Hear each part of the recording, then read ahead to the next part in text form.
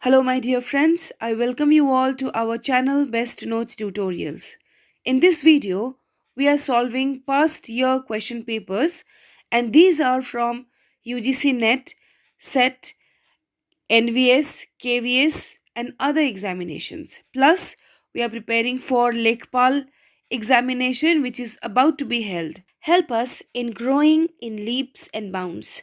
Let's begin with the first question. And let me tell you, don't worry about the numbers which are shown here because I'm choosing questions randomly and solving them. There's no point going number wise. Whatever I have chosen, those are from past papers and randomly we are preparing. So in the examination also, I hope you will be so lucky to get these questions, and please do answer the one which we are solving here. Don't rely upon those videos which are made just for the sake of making it. These are from very genuine sources, so be with us and trust us. Let's begin with the class. Our first question is: the selection and arrangement of words in speech and writing is. Your options are language, option B passion, option C fiction, and option D diction. So, the selected arrangement of words in speech and writing is called diction. Option D diction. Okay. In my last video, I had told that the lines that we create for writing something with the help of words, it is called diction. You can say it is a line which is made into a paragraph. Forceful verbal attack on or criticism is option A critic, option B diatribe, option C humiliation, and option D catharsis. So your answer is option B, that is diatribe. Forceful verbal attack or criticism is diatribe. You must have seen critics, they use harsh words in order to give the feedback of the literary task. So that is called diatribe. Diatribe. Okay. In example, we can take a father giving lecture to his son. Father giving lecture to his son for wasting money, or we can say wasting time or anything. So this is verbal attack or criticism towards son by father. Next example could be the lecture of a hero towards villain for being so inhuman, being so mean to people. It could be mother-in-law criticizing daughter-in-law for different reasons. So it is forceful criticism. Forceful means intense. When somebody is very much heated, when somebody is very much angry for something, all right, and when they give lecture, all right, so that is called diatribe. I hope it's clear. Let's move to the next question, and here it is: two written or spoken vowels pronounced in one syllable. What is it? Option A diphthong, option B long thong, option C colloquialism, and option D none of these. So the right answer is option A, that is diphthong. Let me explain. Bake. To explain diphthong. Bake. Now here bake. Bake. AE. Two vowel sounds are coming which we are pronouncing together. Then comes I. I. A-I-I. These are two vowel sounds but we are pronouncing together, and therefore this is diphthong. I hope it's clear. There are many more like go. G-O go. In this we have G-O go, and with O W comes. Go. Okay, go by the pronunciation, not by the words which we write. Go. Go away. So O and W both comes together. That is why it is diphthong. Diphthong basically is combination of two sounds pronounced together. Let's move to the next question. A song or hymn of mourning composed or performed as a memorial to a dead person. What is it? Is it a lyric? Is it a ballad? Is it a dirge? Or none of these? So the answer is dirge, and this is the song or hymn which is sung at the memory of dead person. You must have seen in different cultures where along with deceased body mantras are chanted.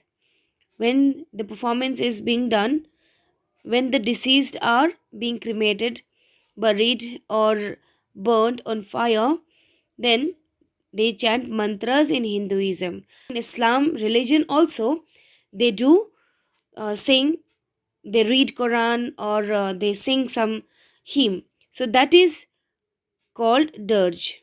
That is called dirge. Please don't forget, this is dirge. dirge, dirge. Our next question is, a comic verse of irregular measure is a comedy, a tragedy, a farce, and a doggerel. So the right answer is doggerel.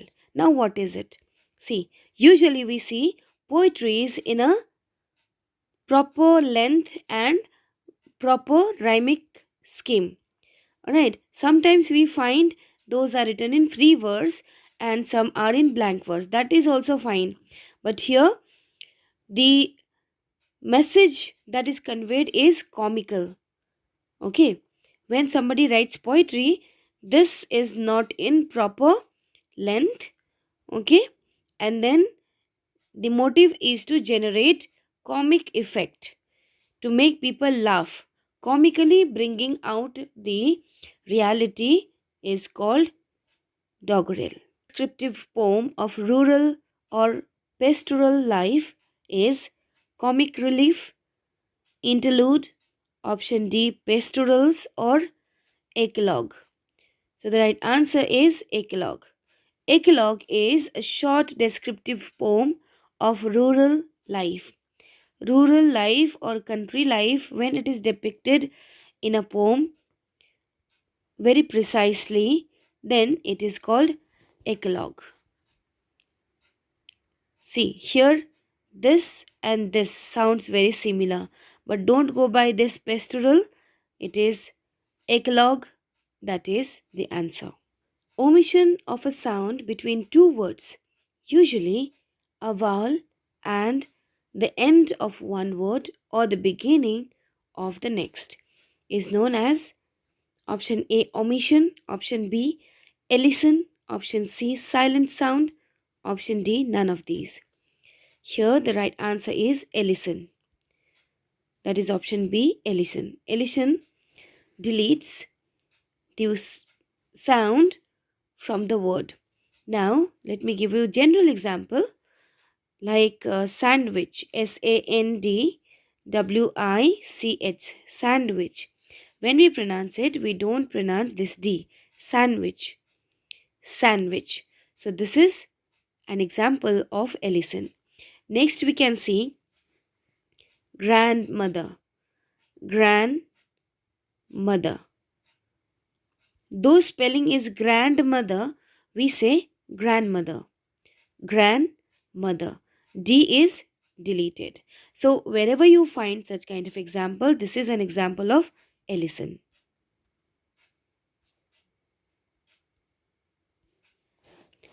Let's transit to another question. Omission or suppression of part of words or sentences. It is elision, option B, repression, option C, ellipsis, and option D, none of these. Now the right answer is option C, ellipsis. Now what happens in ellipsis? I'll give you example from this sentence only. Omission or suppression of parts of words or sentences are called ellipsis. Ellipsis. Now Instead of writing this entire sentence, if I write omission and suppression of parts, then if I put dash dash dot, okay, and then I write are called ellipsis, then what I'm doing, I'm suppressing these words. Okay, I'm suppressing these words and therefore it becomes ellipsis. To clear this, I'll take another example. I love shopping and making videos. Videos. Full stop.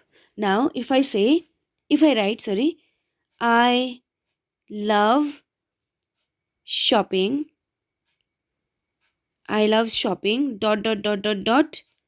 Videos. Videos. So, what I am doing? I am hiding few of the words here. That is why it is ellipsis. There is elapsement of some words or part of the sentence. Therefore, it is ellipsis. Correction by amending, a correction resulting from critical editing. Understand it properly. A correction by amending, a correction resulting from critical editing. It is option A, improvement, option B, emendation, option C, recommendation, and option D, editing. So right answer is emendation, which is option B. See, question asks a correction by amending, by changing something in the work. Alright, if we create a new word, what is it called? It is called emendation. Emendation, the word has come from amendment. So changing it is the answer. That is option B. A fanciful image or startling comparison is known as option A, identity, option B, conceit, option C, imagery, and option D, metaphor. So the right answer is option B, conceit. Conceit is the comparison between two fanciful images like hell and heaven. Alright, two great angels who has power. It could be between human beings as well. So, fanciful image or startling comparison. When somebody compares two different things, then it becomes conceit. Next, the struggle between two characters or two forces is known as option A, conflict, option B, struggle, option C, fighting, and option D, none of these. So it is conflict. The struggle between two characters or two forces is known as conflict. Now you might think that it could be fighting, it could be struggling also, but those are not true because crowd is involved here. Okay, the people are involved here, so it is conflict. Let's move to the next question. And the question is, longing for something past is option A, longing, option B, past love, option C, nausea, option D, nostalgia. So the right answer is option D, that is nostalgia. Nostalgia means when we are longing for something very pleasant. Usually we don't want to remember past memories. We might think about our deceased friends. We might think about our school days which cannot be revived. We can think of happy moments during our holidays. So those are called nostalgia. Things which are already past, which are already happened in our life, which we want to revive. Those are called nostalgia. So option D is the answer. The metaphysical study of the nature of being and existence is option A, ontology, option B, penology, option C, seismology, and option D, none of these. So the right answer is option A, that is ontology. Ontology is the metaphysical study of the nature of being and existence. Now, human beings who are there on earth along with other creatures, when we study them, those are called ontology. A drama set to music consists of singing with orchestral accompaniment and an orchestral overture and interludes. What is it? Is it a dance? Is it opera? Is it musical dance? And option D, open orchestra. So here it is opera. Opera, which consists of singing with orchestral accompaniment. That means musical instruments. People who will play musical instruments on the stage, and the characters, the main performers will perform whatever they have to perform. Some will sing, some will set some dance, some play. So that is called opera. A formal expression of praise. What is it? Is it a panegyric? Option B, sycophancy. Option C, necromancy. And option D, none of these. So the right answer is option A, that is panegyrics. Panegyrics, which is the expression of praise. When somebody praises somebody in a formal way, that is panegyrics. They are the goddess of divine retribution and vengeance. The term is used when evil brings about its own downfall. What is it? Is it a Hecate? Is it a giant? Is it Bacchus? Or it is Nemesis? So the option D is right answer, that is Nemesis. When somebody brings their downfall. When somebody brings their downfall. For this I'll give you example from Dr. Faustus. Dr. Faustus, which is written by Christopher Marlowe. In this novel, in this play, what do we see? We see Dr. Faustus had a lot of expectations. He wanted to be number one, and therefore he made exchange of his heart with evil spirit, Lucifer. Okay, the head of evil spirit, that is Lucifer, and therefore he brought his own downfall. So this is what we mean by nemesis, to bring our own downfall. The act of inventing a word or phrase is known as invention, coining, minting, and neologism.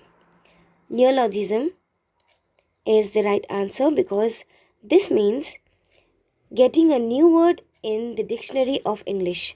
In English, we have a lot of words already, but when we add new words into it, that process is called neologism. I hope it's clear. Let's move ahead. Nom de plume is a pen name, surname, sword name, and nickname. So this is pen name. Nom de plume is nickname or pen name of anyone. Like when somebody writes a book and they have problem in giving their own name, they give their nickname, that is pen name. So that is nom de plume. Nom de plume means pen name of somebody. And this used to happen during earlier days when women were not allowed to publish their books. They had to choose a male name, like Emily Bronte sisters. They had to change their name from their original one to something else. So instead of using their own, so in that cases they have used pen name. So this, for your information, Middlemarch was written by Jane Austen, but this was the pen name of Emily Bronte. Emily Bronte, who had problem in giving her own name because there was problem in getting it published. Therefore, she used pen name of Jane Austen, and this is what we see.